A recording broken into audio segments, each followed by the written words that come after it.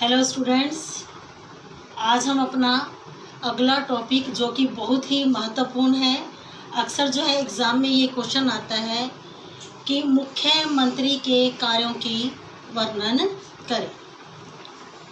मुख्यमंत्री, सबसे पहले तो मुख्यमंत्री होता कौन है?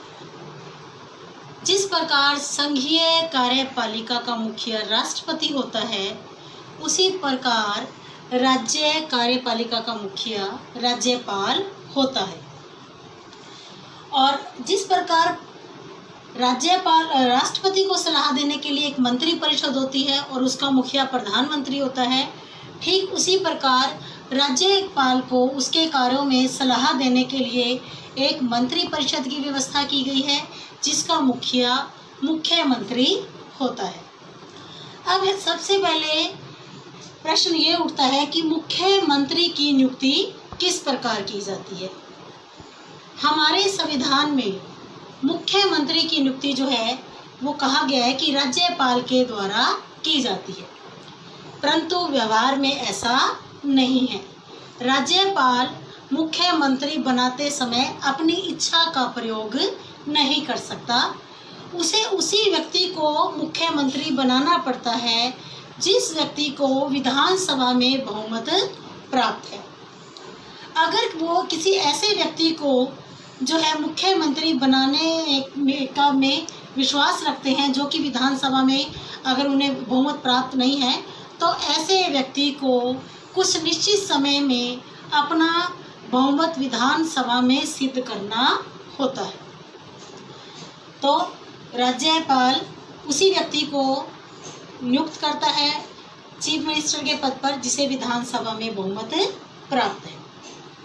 अब अगला पॉइंट है कि राज्यपाल जिस व्यक्ति को मुख्यमंत्री बनाता है, उस व्यक्ति का विधानमंडल का सदस्य होना अनिवार्य है या नहीं। ये अनिवार्य शर्त है कि जो भी व्यक्ति मुख्यमंत्री बनना चाहता है, वो राज्य विधानमंडल के, अगर जिस राज्य में 2 सदन हैं, वहाँ पर दोनों सदनों में से एक का, और जिन राज्यों में 1 सदन है यानी कि विधानसभा, वहाँ पर 1 सदन का उसे सदस्य होना अनिवार्य है, अन्यथा उसे मुख्यमंत्री के पद पर नियुक्त नहीं किया जाएगा या फिर नहीं चुना जाएगा। अगर कोई व्यक्ति, जैसा कि मैंने पहले भी बताया है कि विधान सभा में जिसे बहुमत प्राप्त नहीं है, अगर यह कोई ऐसा व्यक्ति जो विधान सभा के किसी भी सदन का सदस्य नहीं है, उसे मुख्यमंत्री नियुक्त कर दिया गया है, तो उसे 6 मास के अंदर अंदर विधानमंडल की सदस्यता ग्रहण करनी होगी, तभी वो मुख्यमंत्री के पद पर आसीन रह सकता है, अथवा उसे अपने पद से त्यागपत्र देना पड़ता है। अब है मुख्यमंत्री की अवधि।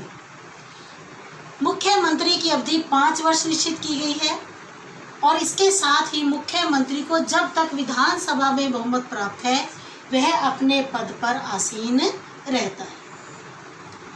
अगला हमारा पॉइंट है कि मुख्यमंत्री की कौन कौन सी शक्तियां और कार्य हैं। सबसे पहले कार्य क्या करता है मुख्यमंत्री? मुख्यमंत्री बनने के बाद सबसे पहले अपनी मंत्री परिषद का निर्माण करता है। वो अपने मंत्रियों की एक सूची तैयार करके राज्यपाल को देता है, और वो राज्यपाल से कहकर उन मंत्रियों को मंत्री परिषद में शामिल करवाता है। मुख्यमंत्री ही राज्यपाल से ये निवेदन करता है कि वह किस मंत्री को कैबिनेट मंत्री, किसको राज्य मंत्री और किस मंत्री को उप मंत्री बनवाना चाहता है। ये एक सूची तैयार करके वो राज्यपाल को देता है, और राज्यपाल मुख्यमंत्री के कहे अनुसार मंत्री परिषद का निर्माण करता है। अब है मंत्री परिषद के निर्माण के बाद मंत्रियों के बीच में विभागों का बंटवारा। मुख्यमंत्री मंत्री परिषद के निर्माण के बाद मंत्रियों को उनकी योग्यता के अनुसार उनके बीच में विभागों का विभाजन करता है। मुख्यमंत्री ये ध्यान रखता है कि किस मंत्री को उनकी योग्यता के अनुसार कौन सा विभाग जो है वो सौंपा जाए। अक्सर जो है कैबिनेट मंत्रियों को ही विभागों का प्रभारी बनाया जाता है और कई बार राज्य मंत्रियों को भी विभागों का प्रभारी बना दिया जाता है। अगला पॉइंट है मंत्री परिषद का पुनर्गठन। मुख्यमंत्री जब चाहे, उसे अगर लगता है कि उसकी मंत्री परिषद में मंत्रियों का फेरबदल करना है, तो ऐसी स्थिति में वो राज्यपाल को कहकर अपनी मंत्री परिषद का पुनर्गठन करवा सकता है। उसके बाद मंत्रिमंडल का अध्यक्ष। मुख्यमंत्री मंत्रिमंडल का अध्यक्ष होने के नाते जो है विधानमंडल का अधिवेशन बुलाता है, उस अधिवेशन को स्थगित कर सकता है। वो चाहे तो दोनों सदनों का अधिवेशन संयुक्त बुला सकता है, अलग बुला सकता है और अपने अधिवेशन के अंदर कार्यसूची को तैयार करता है और मंत्रियों को किसी भी प्रकार के उनके विभागों से संबंधित कार्य करने के लिए कोई भी आदेश दे सकता है। और अगर कोई मंत्रिमंडल का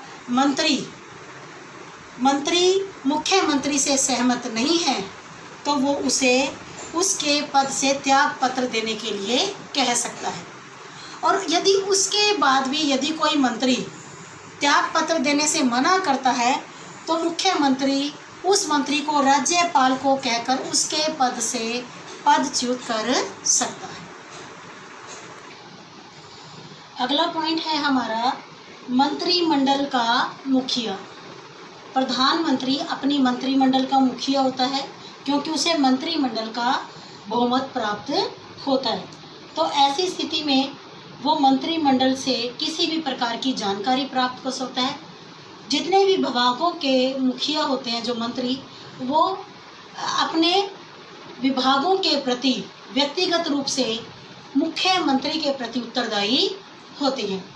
अपने विभागों के अच्छे और बुरे कार्य के लिए उन्हें मुख्यमंत्री के सामने जवाबदेह होना पड़ता है और मुख्यमंत्री जब चाहे किसी भी विभाग के मंत्री से उसके विभाग से संबंधित कोई भी जानकारी प्राप्त कर सकता है।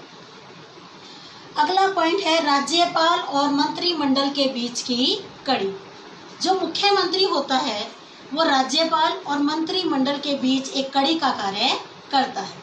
राज्यपाल को शासन संबंधी जो भी कोई सूचना चाहिए होती है, राज्यपाल वो सूचना मुख्यमंत्री के माध्यम से मंत्री परिषद से प्राप्त करता है। और ठीक इसी प्रकार यदि मंत्री परिषद को या मंत्रिमंडल को केंद्र सरकार या शासन संबंधी किसी कार्य की सूचना मांगनी होती है तो वो सूचना भी मुख्यमंत्री के माध्यम से राज्यपाल के द्वारा ही मंत्री परिषद को दी जाती है। तो इस प्रकार से मुख्यमंत्री इन दोनों के बीच में एक कड़ी का कार्य करता है। उसके बाद है नियुक्तियाँ। हमने कल पढ़ा था कि राज्य सरकार की महत्वपूर्ण नियुक्तियाँ जो हैं वो राज्यपाल के द्वारा की जाती है, लेकिन व्यवहार में वो नियुक्तियाँ राज्यपाल जो है वो मुख्यमंत्री की सलाह से ही करता है। उदाहरण के लिए एडवोकेट जनरल, राज्य लोक सेवा आयोग के अध्यक्ष, सदस्य, महाधिवक्ता और विश्वविद्यालयों के उप कुलपति। उसके बाद है सरकार का मुखिया। राज्य सरकार का सर्वश्रेष्ठ मुखिया जो है वो मुख्यमंत्री होता है। उसी का कर्तव्य है कि जनता के सामने जितनी भी योजनाएं राज्य सरकार को चलाने के लिए तैयार की जाती हैं वो सभी योजनाएं मुख्यमंत्री के माध्यम से ही समस्त जनता के सामने रखी जाती हैं। तो इसी के साथ आज का जो हमारा विषय है मुख्यमंत्री, ये समाप्त होता है। उम्मीद करती हूँ कि आपको समझ में आया होगा। हमारा ये विषय भी जो है अक्सर जो है एग्ज़ाम में आता है बच्चों, और मैं कोशिश करूँगी आपको ये समझ में आएगा और आप इसको और अच्छे से तैयार करेंगे। धन्यवाद।